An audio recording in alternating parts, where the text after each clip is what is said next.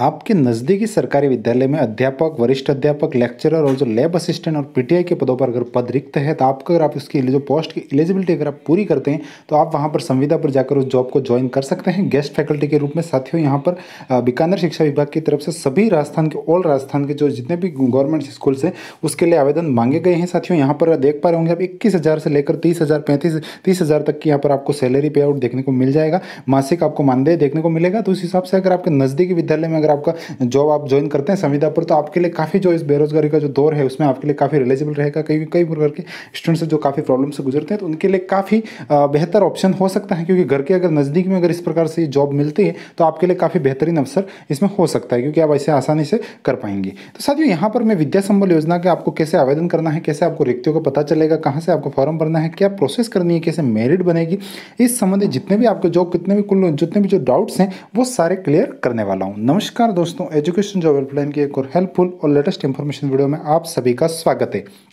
जैसा कि साथियों आप सभी की जानकारी में होगा, विद्या संबल योजना के तहत जितने भी गवर्नमेंट स्कूल्स हैं उसमें जो पद रिक्त हैं उसमें बच्चों की जो पढ़ाई बाधित ना हो उसके लिए गवर्नमेंट की तरफ से स्कीम लाई गई है, जिसमें आपको गेस्ट फैकल्टी के रूप में लगाया जाएगा और आपको वहाँ पर आपको जो पढ़ाई है स्टडी है स्टूडेंट्स को वो करवाना होगा। और यहाँ पर साथियों पहले केवल सेवानिवृत्ति शामिल थे, लेकिन यहाँ पर सरकार ने बाद में चेंज किया और जो बेरोजगार युवा हैं वो भी इसमें आवेदन कर पाएंगे, बशर्ते उनको जो जिस पोस्ट की जो एलिजिबिलिटी है वो पूरी करनी होगी। तो हम पोस्ट वाइज एलिजिबिलिटी सारी जो कंप्लीट जितनी सारी बातें हैं वो भी हम देखने वाले हैं। तो यहाँ पर साथियों जो आपको विद्या संबल योजना में लगाया जाएगा, जो विद्यालय में रिक्त पद होगा उस पर लगाया जाएगा, जिस पे कोई कार्यरत है उस पर नहीं लगाया जाएगा। जितने भी जो आपके नजदीक विद्यालय में रिक्त पद हैं उस पर आपको उसमें लगाया जाएगा। तो रिक्तियों का प्रकाशन की साथियों हम बात करें यहाँ पर कि मोस्टली स्टूडेंट्स के कंफ्यूजन यही रहते हैं। तो साथियों education.rajasthan.gov.in पर आपको इसकी रिक्तियों की जो सूचना है वो साथियों देखने को मिल जाएगी। जो शेड्यूल जारी हुआ है उस शेड्यूल अकॉर्डिंग, और बाकी साथियों आपको जो कंप्लीटली ऑनलाइन तो देखने को मिलेगी, लेकिन आपको जो नज़दीकी विद्यालय है अपना जो भी आप जहाँ पर इच्छुक हैं वहाँ पर अपने आसपास से भी आप पता कर सकते हैं कि इसमें यहाँ पर कौन से विषय की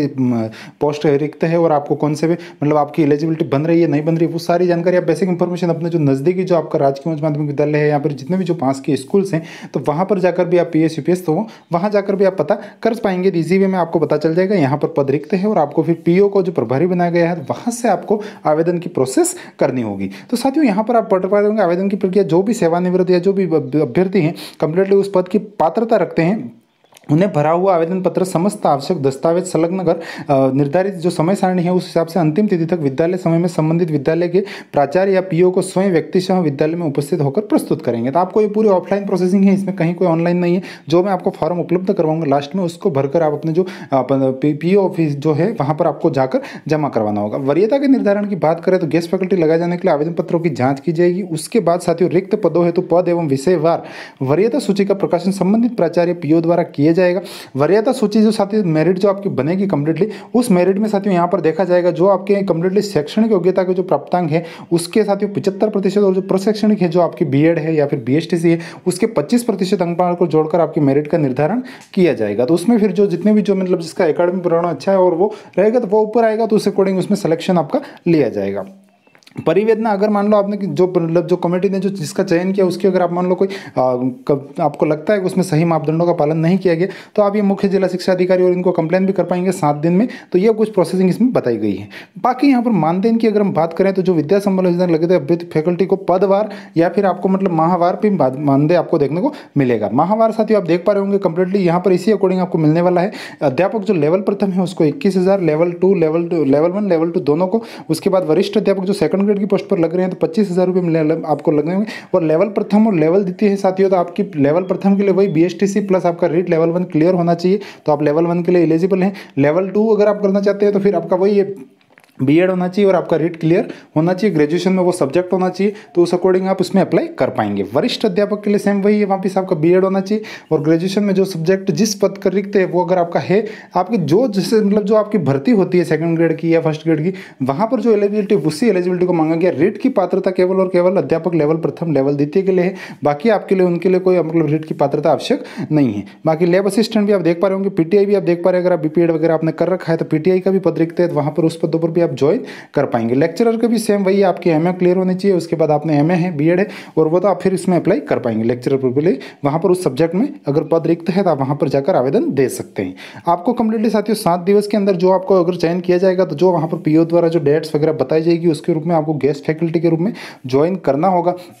नियमित पद जो आपका मान लो अगर आपने गेस्ट फैकल्टी में लगे, उसके बाद आपके जो सत्र के अंत में आपको वापस हटा दिया जाएगा। वही यहाँ पर इस बात में मेंशन किया गया है कि सत्रांत या फिर जो नियमित प्रक्रिया से पद भरे जाने पर जो भी पहले हो तक के लिए पूर्णतः अस्थायी तौर पर लगाया जाएगा। तो यहाँ पर ये गेस्ट फैकल्टी की प्रक्रिया पूरी मतलब अस्थायी तौर पर रहने वाली है। 30 मार्च 2021 के जो निर्देश हैं उसी अनुसार संपादित की जाएगी। बाकी अगर हम टाइम टेबल की बात करूँ तो साथियों यहाँ पर आपकी जो प्रोसेस है कम्प्लीटली 1/11/2022 से स्टार्ट हो जाएगी। मतलब जो रिक्तियों का प्रकाशन है वो 1 नवंबर को आपको देखने को मिल जाएगा। और मैं आपको अपने जो टेलीग्राम चैनल है वहाँ पर भी मैं इसकी इन्फॉर्मेशन उपलब्ध करवा दूंगा। तो उसका बेनिफिट यही है कि आपको हमारा जो टेलीग्राम चैनल है उसको ज्वाइन कर लीजिएगा। यहाँ पर ये टेलीग्राम चैनल ज्वाइन करने का यही बेनिफिट होगा कि आपको जो भी कंप्लीटली जो भर्तियों संबंधी जितनी भी जो अपडेट्स होती है वो लगातार यहाँ पर देखने को मिल जाएगी। जैसे रिक्तियाँ आ रही हैं, जो फॉर्म की PDF है वो भी मैं आपको इसी टेलीग्राम चैनल पर उपलब्ध करवाऊंगा। तो वो टेलीग्राम चैनल भी ज्वाइन कर लीजिएगा। बेनिफिशियली सारी इन्फॉर्मेशन आपको अपडेट लगातार मिलती रहेगी। वहीं बात अगर हम करें 2/11 से 4/11 तक साथियों आपको आवेदन करना होगा। मतलब जिस भी विद्यालय में आप जाते हैं वहाँ PO में अपने नज़दीक विद्यालय में जाकर आवेदन करना होगा। जो मैं आवेदन आपको उपलब्ध करवाऊंगा उसको भरकर 5/11 को साथियों सूचियाँ प्रकाशित हो जाएगी। स्कूल में कौन कौन से आवेदन आपके प्राप्त हुए हैं, क्या क्या लिस्ट है वो पूरी आ जाएगी। उसके बाद 7/11 को साथियों वरीयता सूची बना दी अस्थायी जारी कर दी जाएगी पात्रताओं की जांच करके। और 9/11 तक आपत्तियाँ मांगी जाएगी, क्योंकि मतलब जो मेरिट का जो डिक्लेरेशन है वो आपको 7 तारीख को हो जाएगा। 9 को फिर आपके मतलब कुछ ऑब्जेक्शन है आपका कि यहाँ पर कुछ मतलब अनियमितता हुई, सही मापदंडों का पालन नहीं किया गया, तो वो आप कंप्लेन लगा सकते हैं। 10 को फिर अंतिम वरीयता सूची आ जाएगी। और 11 को मूल दस्तावेजों की जाँच करके फिर वो नियुक्ति पर जो भी मतलब ज्वाइनिंग दे दी जाएगी जो भी संविदा पर है। 12 को आदेश जारी हो जाएंगे और कार्यग्रहण की अंतिम तिथि वही 19/11/2022 आपको देखने को मिल जाएगी। तो उस तक यहाँ पर आपको नियुक्तियां दे दी जाएगी। तो मतलब ये पूरे राजस्थान के जितने भी गवर्नमेंट स्कूल हैं सब में ये जो कंप्लीटली संविदा जो नियुक्ति की प्रक्रिया ये एक साथ संपादित की जाएगी। तो आपके नज़दीकी विद्यालय में अगर आप ज्वाइन करना चाहते हैं तो इसको कर सकते हैं। सार रूप में बात यही है, जो ऑनलाइन की प्रोसेसिंग कुछ भी नहीं है, ऑफलाइन है। ये सिंपल आपको फॉर्म दिख रहा होगा, आवेदन का प्रारूप है, नाम, विद्यालय का नाम, फोटो चस्पा करना है, आपकी जो भी डिटेल्स हैं, शैक्षणिक प्रशैक्षणिक योग्यता, आपका जो निवास है, आपकी जो इन्फॉर्मेशन है वो सारी आपको यहाँ पर इसमें फिलअप कर देनी है। और इस फिलअप और विथ आपको ये जो शपथ पत्र लिखा हुआ है, इस शपथ पत्र को साथ में लेकर आपको वहाँ पर अपने जो नज़दीकी विद्यालय है वहाँ पर आपको इसको कम्प्लीटली सबमिट करवा देना है PO विद्यालय में। और फिर आप उसमें अगर आपकी पात्रता अकॉर्डिंग आपको मेरिट में अगर आपका चयन होता है तो आप इसमें ज्वाइन कर पाएंगे और उस जॉब को कर पाएंगे। संविदा पर जब तक आपकी वहाँ पर वो पोस्ट रहती है उस अकॉर्डिंग आप उसमें कराएंगे। सत्रांत या फिर जो नियमित जो नियुक्ति होती है उससे पहले तक आप ईजी वे में कर पाएंगे। ये तो कुछ जो सारी मैंने बातें थी वो बता दी। बाकी इसके अलावा और कुछ कन्फ्यूजन से साथियों तो आपको यहाँ पर कमेंट्स कर दीजिएगा। अगर कुछ होगा तो मैं सॉल्यूशन दे दूंगा, वरना आप अपने नज़दीकी विद्यालय से सीधा कोऑर्डिनेट कर सकते हैं। वहाँ पर आपको अच्छे से जानकारी मिल जाएगी, उन्हें सब पता रहता है। तो वहाँ से आप ज़्यादा अच्छे से आपको बेनिफिशियली और जो नॉर्मल इन्फॉर्मेशन है वो सारी वहाँ से भी क्लियर हो जाएगी। तो थोड़ा साथियों अपडेट रहिएगा। मैंने ये सारी इन्फॉर्मेशन दे दी वीडियो में। और कुछ आपकी जो कुछ मतलब और कुछ आपका कन्फ्यूजन रह गया है तो आप कमेंट्स कर दीजिएगा, मैं जरूर उसका रिप्लाई करने की कोशिश करूँगा। साथ ही टेलीग्राम चैनल ज्वाइन कर लीजिएगा ताकि आपको नियमित इसकी अपडेट मिलती रहे। और फॉर्म की PDF भी मैं आपको टेलीग्राम पर ही उपलब्ध करवाने वाला हूँ। तो साथियों मिलेंगे और किसी नई अपडेट के साथ, तब तक के लिए जय हिंद, वंदे मातरम साथियों।